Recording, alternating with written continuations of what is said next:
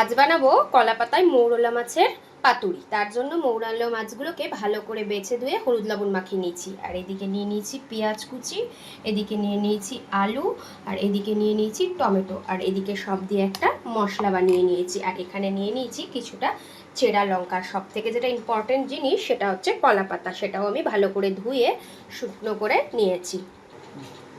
আগে থেকেই মাছগুলোকে লবণ হলুদ মাখিয়ে নিয়েছিলাম। এবার তার মধ্যে দিয়ে দেব কুচনো পেঁয়াজ। এবার দিয়ে নেব কুচনো আলুগুলোকে। এবার দিয়ে নেব কিছুটা টমেটো। এবার দিয়ে নিলাম আগে থেকে যে মশলাটা করে রেখেছি সেই মশলাটা দিয়ে এবার দিয়ে নেব স্বাদ মতো লবণ, দিয়ে নেব পরিমাণ মতো। এবার দিয়ে নেব কিছুটা পরিমাণে সর্ষের তেল। এবার ভালো করে এটাকে হাতে মেখে নেব। এদিকে আমি কলা পাতাগুলোকেও হালকা হালকা করে সেঁকে নেব। কলা পাতাগুলো সেঁকে নেওয়ার পর তার মধ্যে একটুখানি সরষের তেল দিয়ে ভালো করে মাখিয়ে নিতে হবে।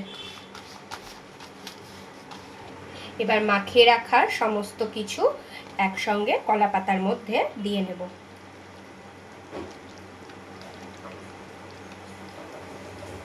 একটা প্যানের মধ্যে ভালো করে বসিয়ে নিয়েছি। এবার বসিয়ে নেওয়ার পর দিয়ে নিয়েছি কিছুটা সর্ষের তেল। মাখানোর সময়ও দিয়েছিলাম, তারপরও আবার দিতে হবে। আর ওপর দিয়ে নেব কিছুটা চেরা লঙ্কা। এবার একটা পাত্রের সাহায্যে এটাকে ঢেকে নেব। ঢেকে দিয়ে লো ফ্লেমে করতে থাকবো 30 থেকে 35 মিনিট। 30 মিনিট মতো হয়ে গেছে। এবার এটা থালাটা আমি তুলে দেখব।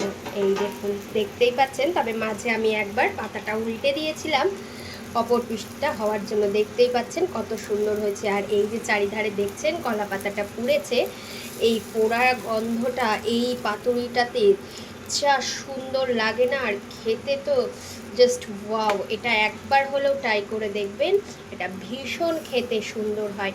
আজকের পাতুরি কলা পাতায় একদম রেডি।